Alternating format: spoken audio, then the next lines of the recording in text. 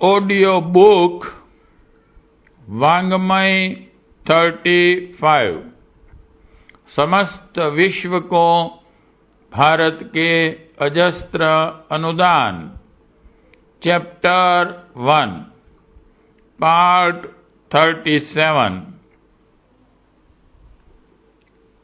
विश्व निर्माण में देव संस्कृति की भूमिका। देव संस्कृति चिर पुरातन समय से ही समूचे विश्व के हर क्षेत्र एवं समुदाय को सद्भावनाओं और सत्प्रवृत्तियों से अनुप्राणित करने में समर्थ रही है। यदि विश्व को आज की परिस्थितियों में एक सूत्र में बांधने की बात सोची जाए तो एक ही संस्कृति विश्व संस्कृति की बात मस्तिष्क में आती है। ऐसा स्वरूप देव संस्कृति का ही बनता है, जो सारे विश्व की अनेकानेक संस्कृतियों के उपयोगी एवं महत्वपूर्ण अंशों का समुच्चय है। इस दृष्टि से भारतीय संस्कृति ही ऐसी है जिसे अनायास ही मानवीय संस्कृति देव परंपराओं के उत्कृष्टतम स्वरूप की मान्यता मिल सके।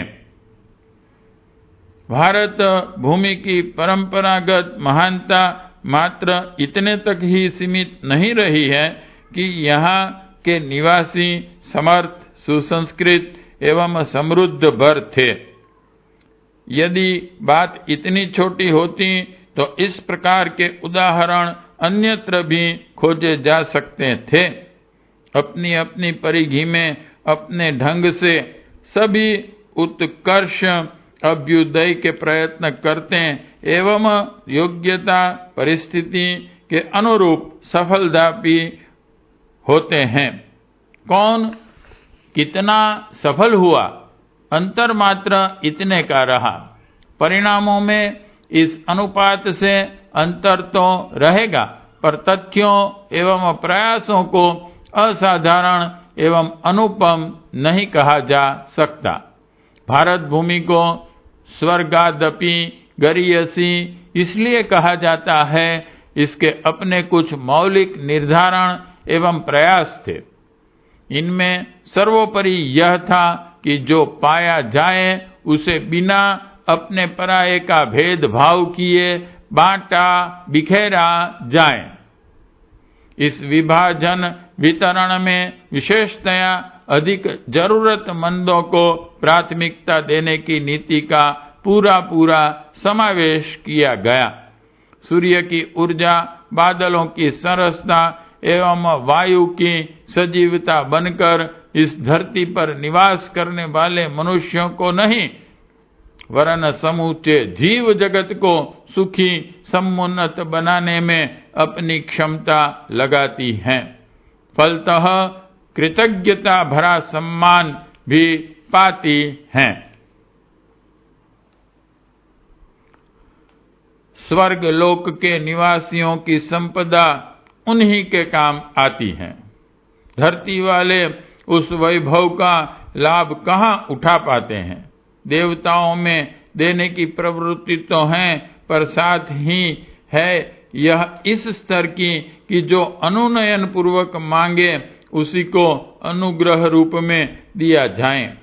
बिना मांगे स्वतः विपन्नता को तलाशना एवं बिना याचना के उस विषमता को निरस्त करने के लिए जा पहुंचना, यह विशेषता धरती के देव मानवों में ही पाई जाती है।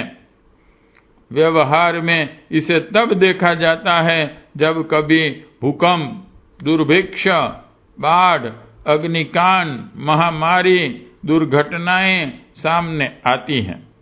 अनेकों भावनाशील उस समय अपनी सहायता लेकर संकटग्रस्तों की सहायता को दौड़ते हैं। यही एक प्रमुख कारण है कि देव मानवों की मनस्थिति एवं जीवनचर्या को सूर दुर्लभ कहा गया है। इस आनंद से वंचित रहने के कारण देवता धरती पर उतरते और मानव जन्म लेकर अपने को कृत्य करते हैं। भारत भूमि को स्वर्गादपि गरीयसी इसी दृष्टि से कहा जाता रहा है कि इस पर जन्मे और बढ़े व्यक्ति सदा से यह ध्यान रखते रहे हैं कि उन्हें हर स्तर का वैभव प्रचुर परिणाम में कमाना तो है, अकेले खाना नहीं है। वरन जो भी कुछ हाथ में है उसे अपने से अधिक अभावग्रस्तों को प्राथमिकता देते हुए व्यापक क्षेत्र में वितरित करना है। अतीत के विभूतिवानों देव मानवों की इस विशेषता का सर्वविदित प्रमाण यह भी है कि उनने अपने देश के कोने कोने में सुसंस्कारिता का वैभव बढ़ाने में कोई कमी न रखी। इसके अतिरिक्त समस्त वसुधा को अपना कुटुंब मानकर कष्ट साध्य यात्राएं करते हुए वे वहां जा पहुंचे जहां पिछड़ेपन का अनुपात अपेक्षाकृत अधिक था। इतिहास साक्षी है कि अभ्युदय का वातावरण बनाने के लिए विश्व के कोने कोने में इस भूमि की प्राणवान आत्माएं पहुंचती और वहां सर्वतोमुखी प्रगतिशीलता का वातावरण बनाती रही है। बादलों की गरिमा इसीलिए है कि वे जहां भी पहुंचते हैं सरसता का उपहार देते हैं। सूर्य की वंदना इसीलिए है कि उसका संपर्क क्षेत्र गर्मी और रोशनी से रहित रह नहीं सकता। भारत के देव मानवों ने विश्व को जो अजस्त्र अनुदान दिए हैं उनका कृतज्ञता पूर्वक अनंत काल तक स्मरण किया जाता रहेगा।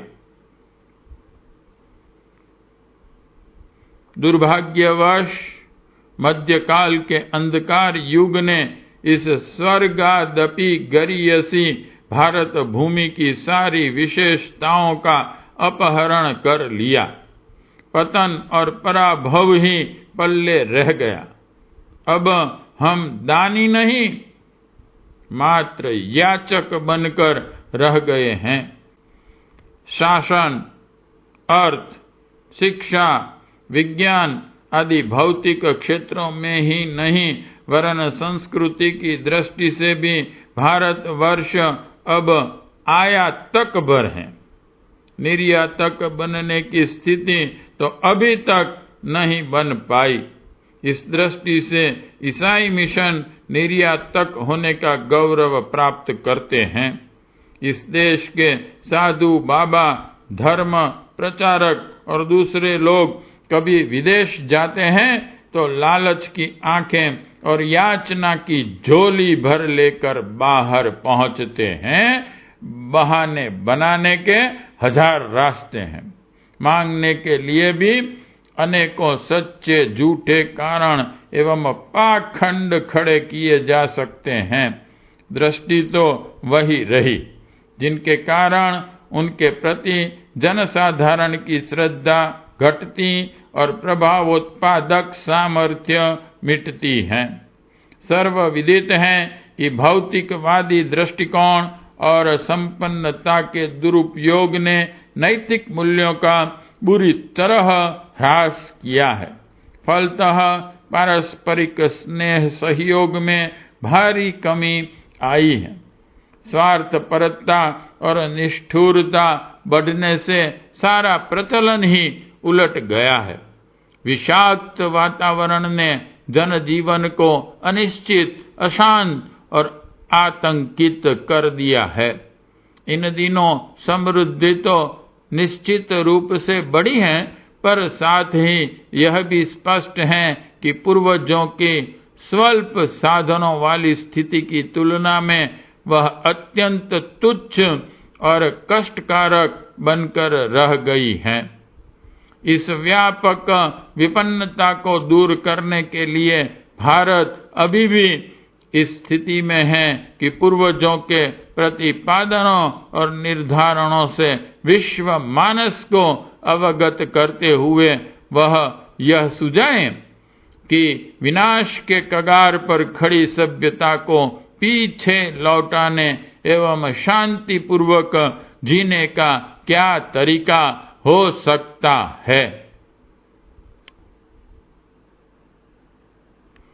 निस्संदेह भारत बहुत कुछ खो चुका है।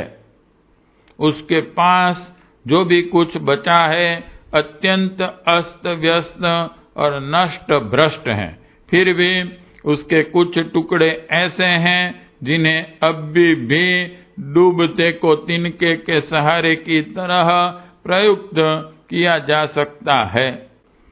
उदाहरणार्थ संयुक्त परिवार पद्धति, पतिव्रत धर्म, पत्नीव्रत धर्म, जीवित और मृतक पूर्वजों के लिए चरण स्पर्श, श्राद्ध और तर्पण जैसे माध्यमों से कृतज्ञता, परलोक पर विश्वास से नीति नियंत्रण, परमार्थ के लिए अंशदान, प्राणियों के लिए करुणा, स्वल्प में संतोष, अतीन्द्रिय क्षमताओं का क्षेत्र जैसे अनेकों प्रचलन ऐसे हैं कि उन्हें विश्व व्यवस्था में सुनियोजित रूप से प्रचलित करने की बात नए सिरे से नए प्रयत्नों से उठाई जा सके तो भारत वैसा ही श्रेयाधिकारी हो सकता है जैसा कि समर्थ प्रभुता संपन्न राष्ट्र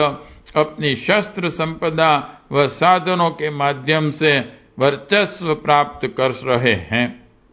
आवश्यकता मात्र समर्थता एवं प्रभुत्व की परिभाषाएं बदलने की हैं। यह पुरुषार्थ यदि किया जाना है तो वर्तमान में ही करना पड़ेगा और पूर्ण रूपेण करना पड़ेगा। वैभव न सही, दिशा दे सकने वाला आलोक अभी भी पूर्वजों की तिजोरियों में भरा पड़ा है और उसका प्रमाण परिचय अभी भी अपने टूटे झोंपड़ों में अपने अस्तित्व का ज्यों का त्यों जीवित रखे हुए हैं। वह बपौती भी इतनी मूल्यवान है कि इसे संसार की मंडी में प्रस्तुत किया जा सके तो विचारशीलता इसका महत्व समझे बिना न रहेगी। इतना ही नहीं, उसे अपनाए जाने की भी पूरी पूरी संभावना है, क्योंकि उस महान अनुसरण के विकल्प में एक ही मार्ग बच रहता है, मनुष्य समुदाय द्वारा सामूहिक आत्महत्या का वर्ण किया जाना। परिस्थितियों ने सभी की चेतना को झकझोरा है। इस संदर्भ में भारत की सांस्कृतिक गरिमा ने भी करवट बदली है और समय की मांग को पूरा करने के लिए उन कर्तव्यों को अपनाने का निश्चय किया है जिनके लिए पूर्वजों की आत्माएं कहती कचोरती ही नहीं धिक्कारती भी रही हैं। पाठ 37 समाप्त।